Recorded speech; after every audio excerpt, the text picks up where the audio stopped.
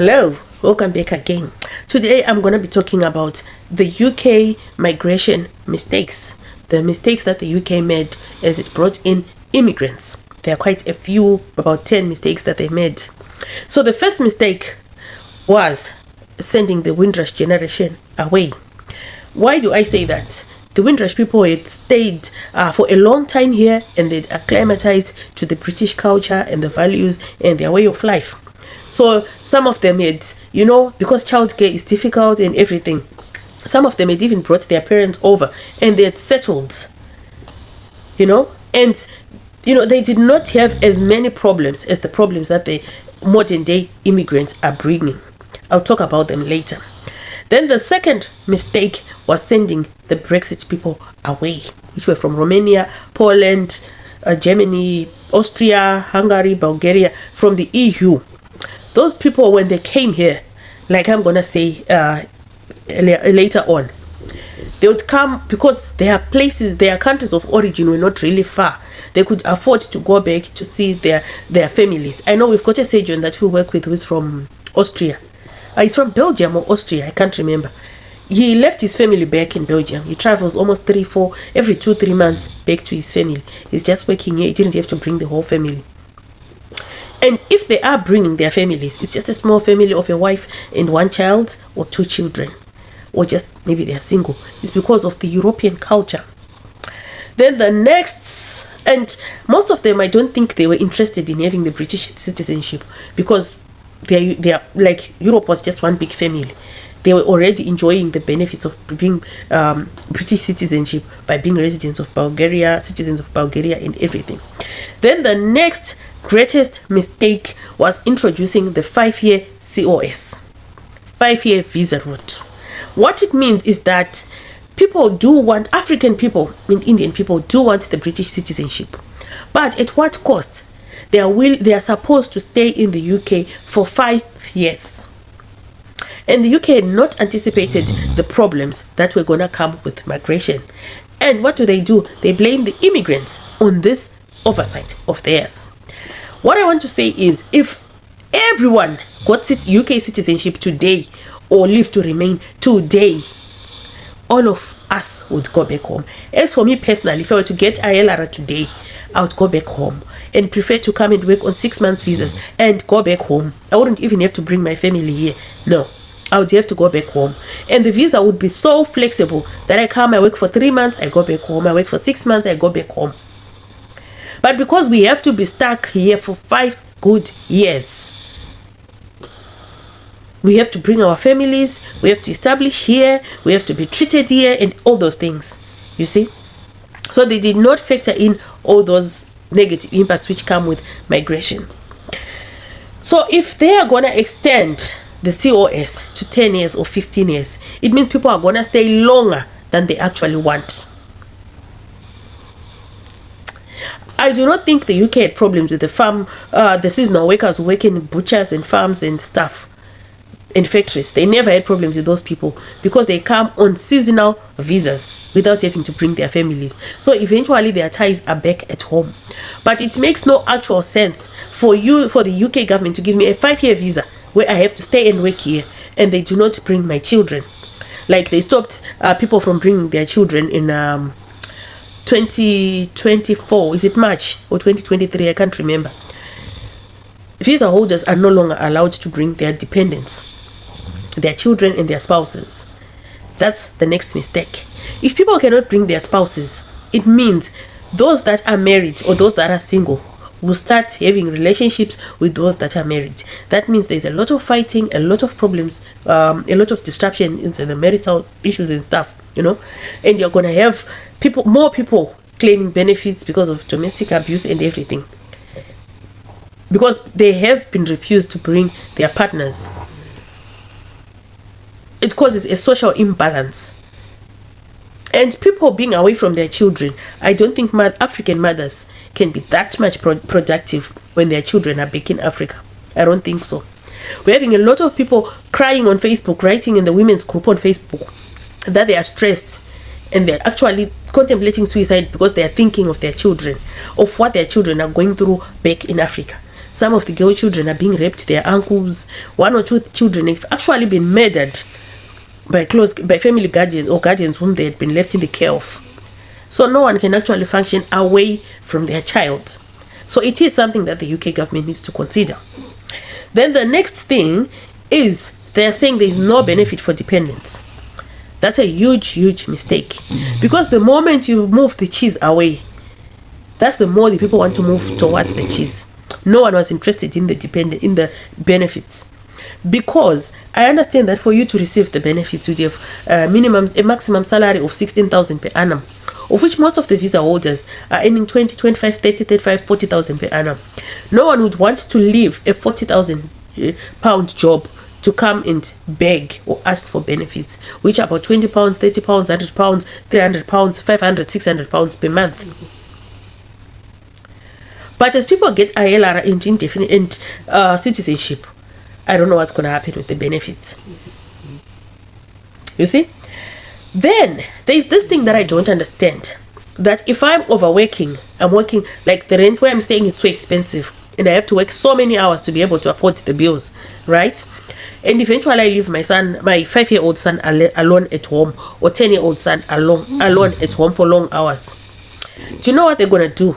They'll take, the social services will come and take my son away. When they take my son away, they'll give him to someone else, and they have to pay about 2,500 pounds per month to that person to foster my child as a foster parent. Foster parents do get an allowance every month. Why not give me a quarter of that amount so that I can afford a maid, or bring my mom from Africa to come and stay with the child, instead of paying 2,500 to someone else to take off my child? Then me, because I cannot function because my child has been taken, I have depression, I have stress, I have everything, then I have to stop working. I'm now failing to function. I stop working, then I have to be in a mental institution where they're also treating me free of charge. That's another problem, which they're like kind of, it's an oversight. I don't know how the system works, but it would actually make actual economic sense if they would support me to spend more time with my child, or to have more support and actually stay with my child. And very few of those children who are taken away from their parents do perform actually well. I remember the issue of the London boy who was taped on the bus. He was taken into foster care at 5, and he became what can I say, he started exhibiting antisocial behavior until he was into gangs, knife crime and everything, until he was fatally stabbed. May his poor soul rest in peace. I do not think it's a socially constructive decision to take someone's child away, especially for us African parents. Then the other mistake is the visitor's visa is so tight. I think if they could make the visitor's visa a bit flexible, that you come and you work, and when people are working, they're actually paying tax, which is supporting the system. They work manual jobs, and if people could come on visitor's visa and work and go back home, I don't think anyone would want to stay here forever and end up claiming the precious benefits. So it is something that the UK government needs to consider. All of us want to go, but if you go, once you leave the body, you're not supposed to come back. You need to stay for only a certain period, or else you do not come back.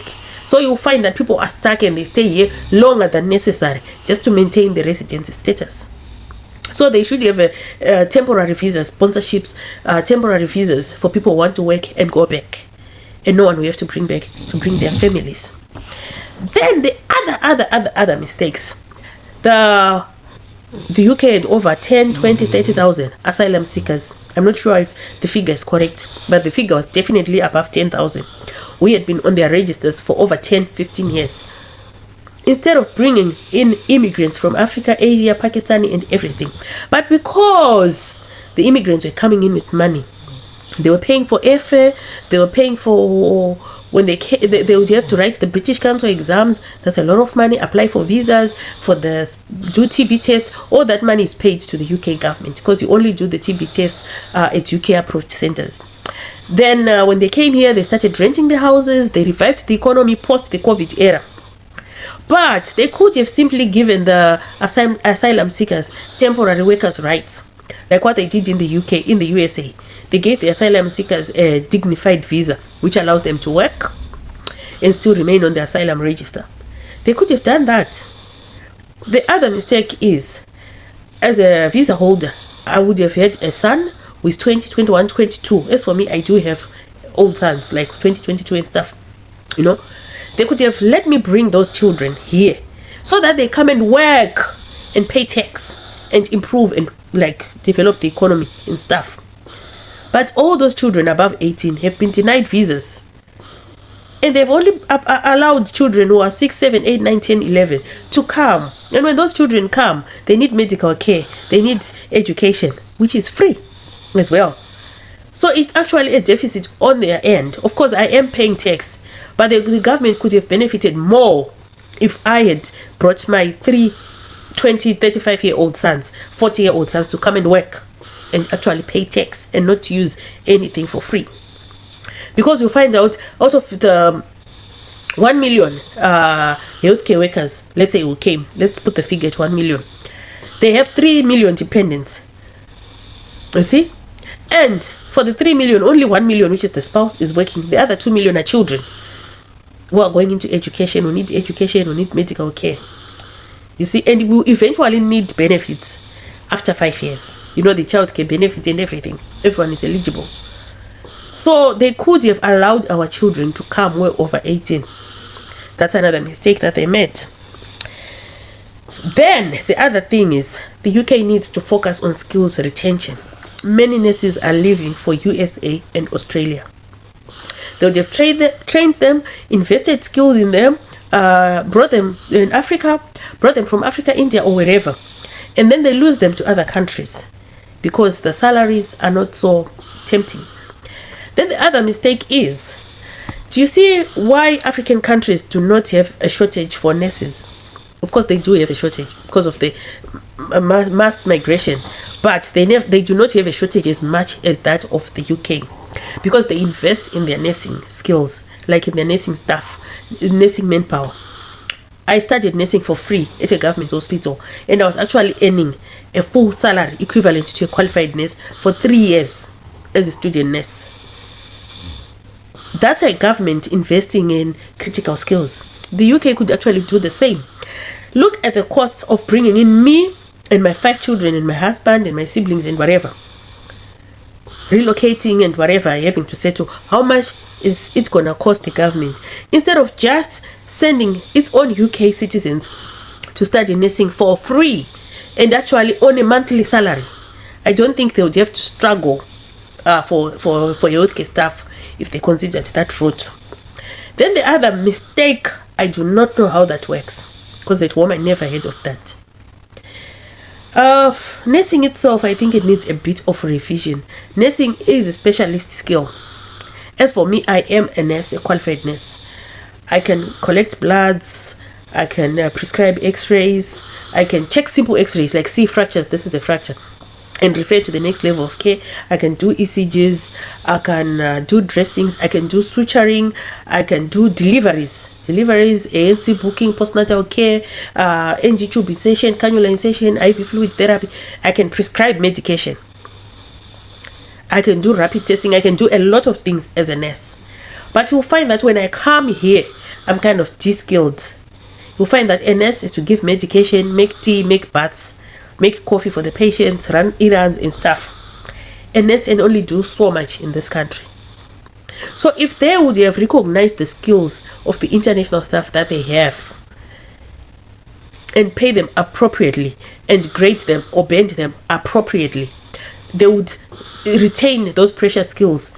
Like, I can collect blood. What's the point of having a phlebotomist when I can collect blood? I'm a nurse. I can treat my patient, prescribe, collect their bloods and everything. I can do everything. Catheter care, catheter insertion, everything. I can do it. But the way nursing is structured here is broken into so many pieces. And the nurse is actually like just spending more time running errands, answering call bells, making tea for the patients, making meals for the patients, feeding them, washing them, giving them urinals and commodes. And that will cost the government more because they have to bring in other specialists to come and cover that gap, which I could have covered as a nurse. So it's an area that they need to look into, like fully capacitating the nurse, the same way that nurses from India, Africa, and Dubai, and Nigerian nurses, and all over the place. Like they need to review their structure, like the job description of a nurse. It needs to be relooked, and a nurse will feel like real valued, real appreciated, treated like a specialist, and that way they would increase the salaries for nurses.